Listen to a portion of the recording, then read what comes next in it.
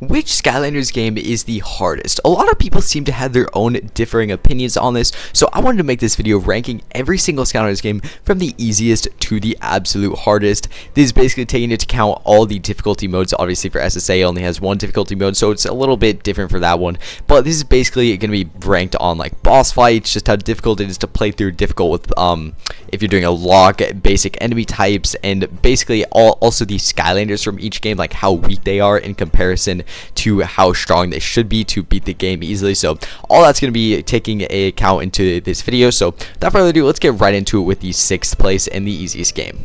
So the easiest game in the series for me is definitely going to be Swap Force. Really, this game feels like it was made as the most kid-friendly game in the series. When I play this game, I feel like it was directed towards a very young audience, and I think this definitely plays a pretty decent factor into the fact that it feels so easy. I've never played a lock in this game and not been able to beat it, and I've played a lot of locks in this game.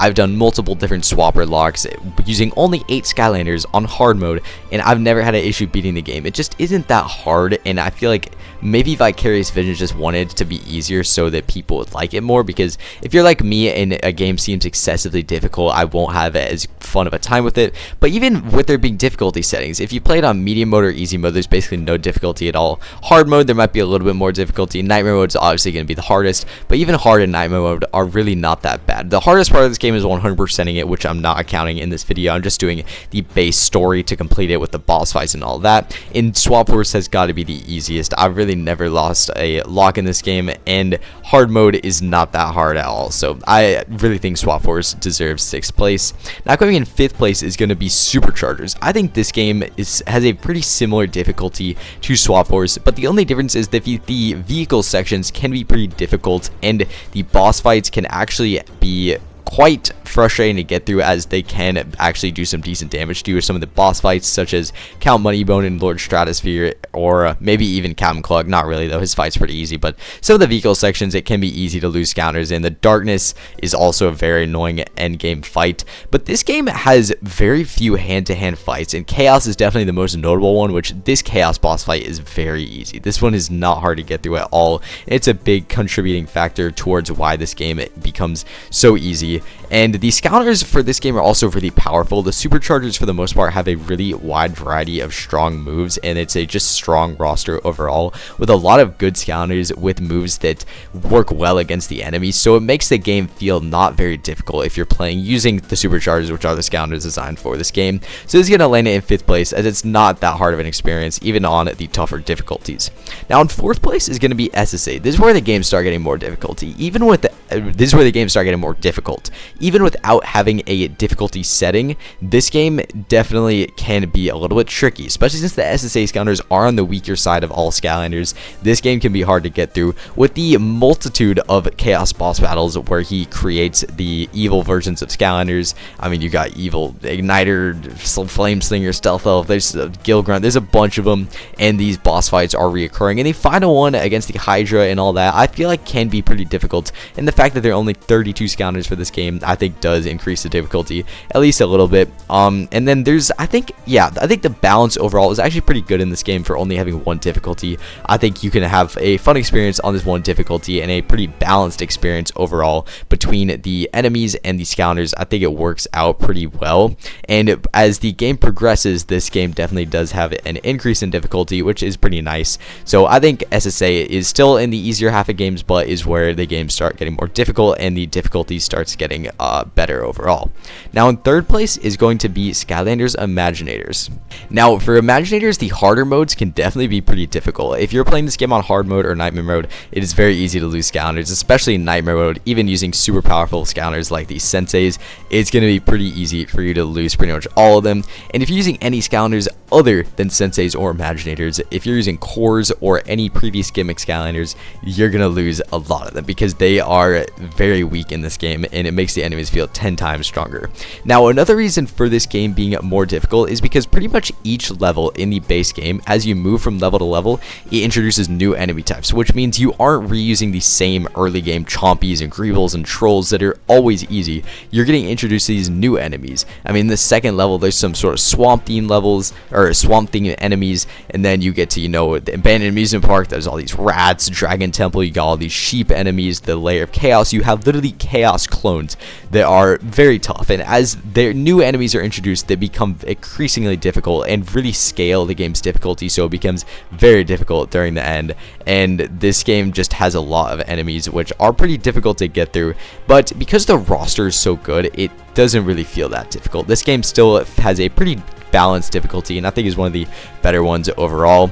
And then also the Doomlanders, the ones in the later game, are normally ranged and they are much more powerful. Like the quick shot, the bowslinger, and the ninja one are probably the three most iconic for being the three most difficult for sure. Those three are pretty difficult, and the final chaos fight isn't too bad, but I personally like it. I think it's a pretty balanced fight. It's not too hard, it's not too easy, so Magic is kind of gets in the middle of the pack for difficulty in third place.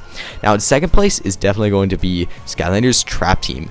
This game is known for its very difficult boss fights. I mean, you got stuff like even Chompy Mage, like only 3 levels into the story, you get hit with this boss fight, which is really good, but also pretty difficult. So Chompy Mage is definitely one to look out for, as this can be a pretty dang difficult boss fight for super early in the game. And then you're hit with other ones like Chef Pepperjack and Dr. Crankcase sort of in the mid game, which are pretty difficult boss fights in themselves, but also very good boss fights. So as long as it's fun, I don't think it's too bad for these to be too difficult. And then with the late game, you get stuff like Wolfgang, Golden Queen, and Traptanium Chaos, which Traptanium Chaos, I don't think I really need to say much about that fight. It is very difficult. That fight is a hard one. If you're playing on Nightmare mode, he one-shots like every Skylander. It is insane. He regenerates his health like 3 times or something. He gains new abilities that make it pretty much impossible to find a window to hit him in. So this boss fight can be very difficult. Really, the only saving grace that isn't making this game super hard is the fact that the Trap Masters are so good. If you're playing through the game with Trap Masters, they can be very good. Scounders like Crypt King, Wildfire, Wallop, Gear Shift, they're incredibly OP and can be very strong against some of these boss fights, and they have a damage boost against these boss fights. It's also worth noting that if you're using trappable villains, it's kind of like a little get out of jail free card in a boss fight or in an arena battle or something like that, where you get to swap in, and it makes the game's difficulty go down just a little bit because you have sort of that little extra life that you have stored away that you can use at any time.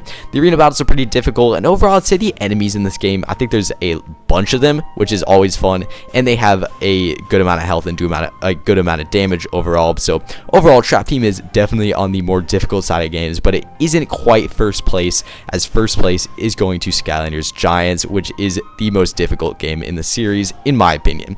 I think the Archean enemies are definitely very difficult. When you get to later levels like Auto Gyro Adventure and stuff like that, anything past that really, the levels start to get pretty difficult with very difficult enemies because you got all these Archean ones. I'm not sure exactly what it's called, but the one with the big gigantic dark one that has the orange laser, that one is very difficult to deal with, the one with the giant shield. There's the enemy with the flamethrower. There's a bunch of very unique enemies that become very difficult as you encounter them frequently throughout the ending of the game. And the fact that the gimmick Scounders, which should be the most powerful of the Giants, and they're actually the weaker ones because they're very slow, it can make combat a lot harder if you're actually playing through this game with the Giants. If you try to do a Giants lock, it is very difficult. I got knocked out of my Giants lock pretty early on, which is pretty sad, but I could not even make it to the last few levels because I was having too much trouble and because the Giants were just too slow and too sluggish. So it makes the game feel even harder. And yeah, I've never been able to win a lock because of how hard it is. I think this is the hardest game that Toys for Bob has made because this game was the one that introduced difficulties, and I think the difficulties are very serious. If you're playing on easy mode, it's gonna feel easy. If you're on hard or nightmare mode, this game is gonna feel very, very difficult. I play it on hard mode and it already feels like a nightmare. So this game is by far the most difficult in my opinion. Alright, thank you guys very much for watching this video. I hope you guys enjoyed. If you guys have a different ranking for me, please feel free to leave it down in the comments below. I'd be very interested to see what you guys would put as your ranking for these games. And this is just my personal opinion in the difficulty that I find, at least with my playstyle. So it's definitely not the objective list. I'm sure you can do some math and find out that, oh, this game is actually the hardest. But this is just my opinion. So I hope you guys did enjoy this video, and I will see you guys in the next one. So long, guys.